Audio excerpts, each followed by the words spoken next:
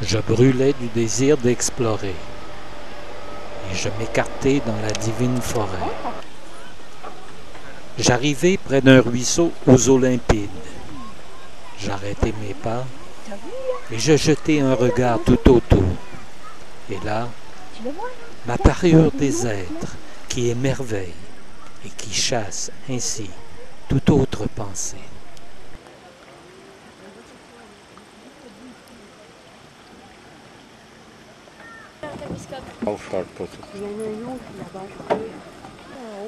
Un autre? Recommence. Ah oui, c'est la pierre, la grosse pierre.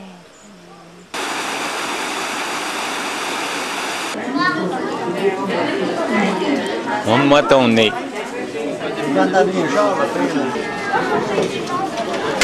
Trop tard.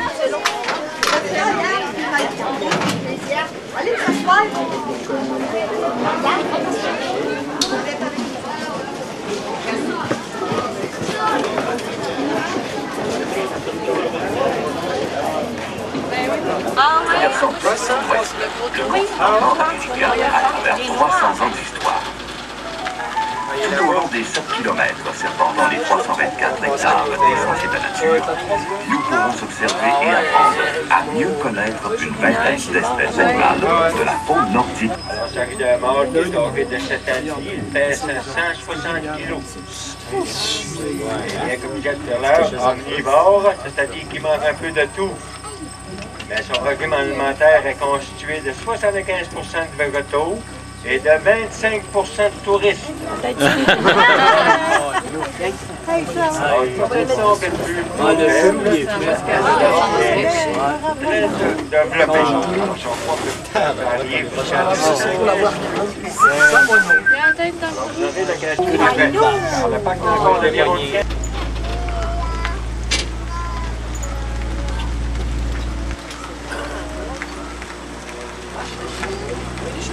Alors à gauche, ici, près de nous, vous pouvez remarquer un de nos deux mâles bisons.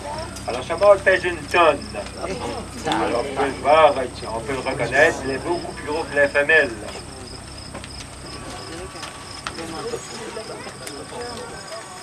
Alors notre troupeau de bisons, donc 2 mâles, 15 femelles ainsi qu'11 bisonneaux. Alors vous pouvez en voir des jeunes bisonneaux aussi à votre droite. D'ailleurs, au bout de 3 ans après sa naissance, il peut courir et suivre sa mère dans tout sa déplacement. Et la femelle à bison, qu'on appelle bisonne, elle reconnaît le petit par l'odeur qu'il dégage. C'est ça des bisons.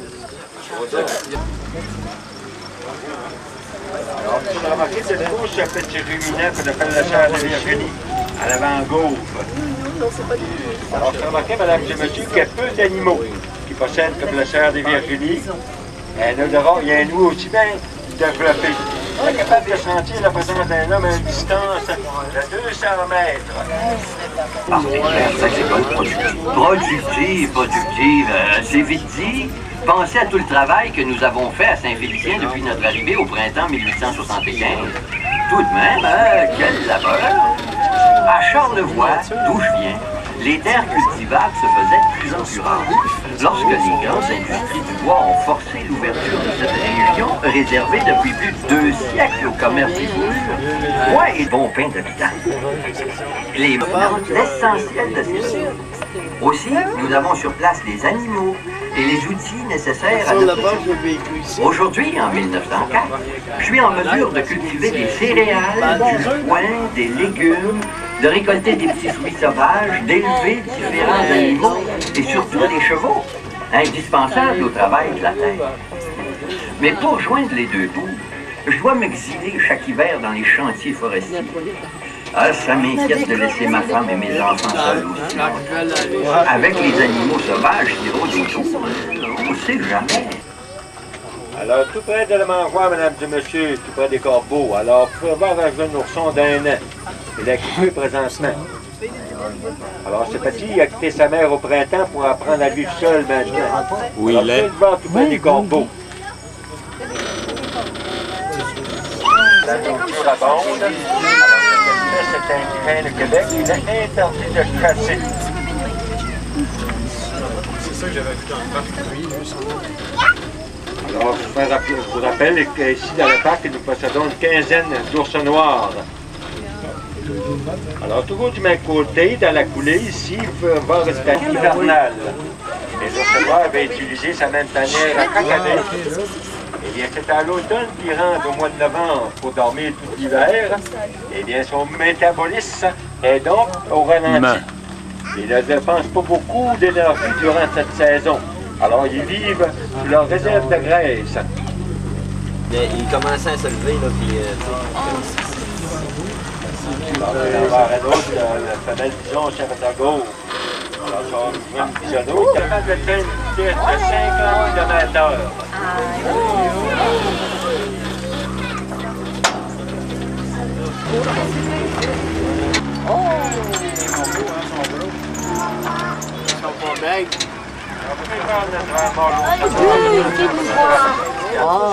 Ils sont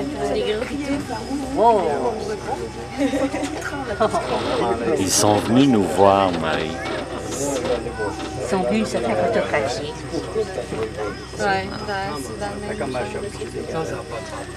Ils nous regardent. Notre meute de loup est composé de 15 loups.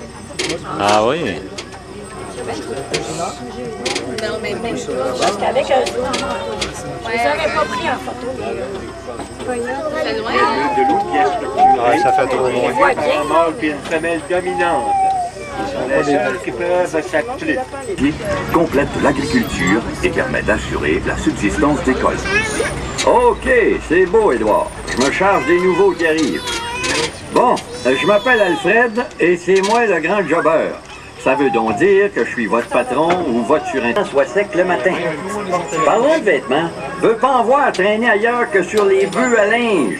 Les lampes à l'huile doivent être éteintes à 9 h le soir au plus tard.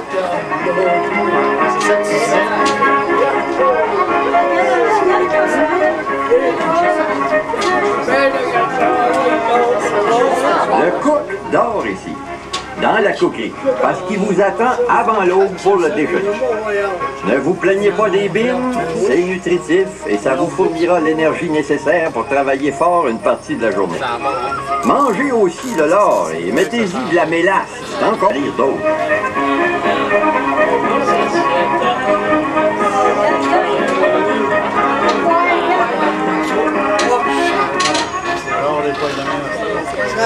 Moi et le commis occupons le camp près de la cookerie.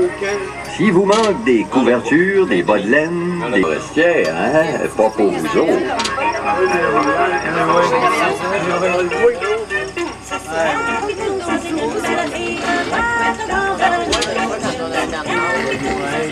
Voici l'écurie où logent les chevaux qui transportent les billes de bois jusqu'au lac ou à la rivière.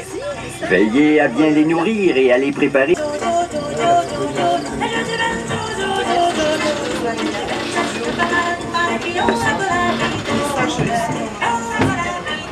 Lequel de vous est le forgeron? Bon, ta boutique de forge est prête. T'as besoin de bien faire ton travail, sinon tu vas nuire au bon fonctionnement du chantier. Tu fais les chevaux, tu répares les attelages, les traîneaux et tout ce dont les hommes ont besoin pour accomplir leurs besognes. Fais attention à tes outils et sois prudent avec ton feu de forge.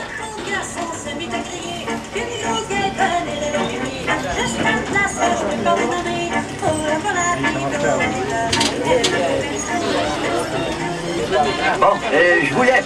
Et on se revoit à la première heure demain matin. Ouf! Heureusement que ce n'est pas comme ça tous les jours et que les campements offrent aux travailleurs forestiers plus de confort et de sécurité.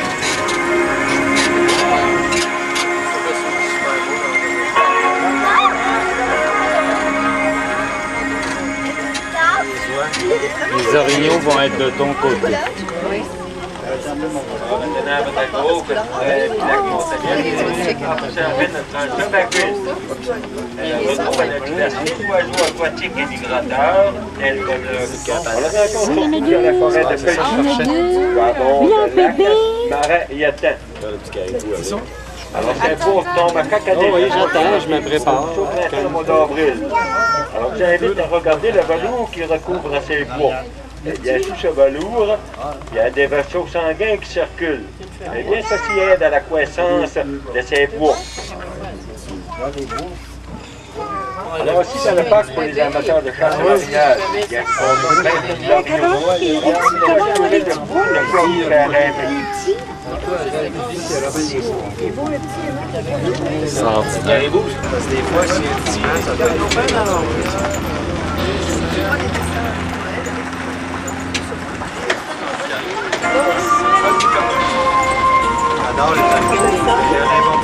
Vécu du poste de 13 de la force droite au nord du lac Saint-Georges et reconstitué après une description de l'Étroit.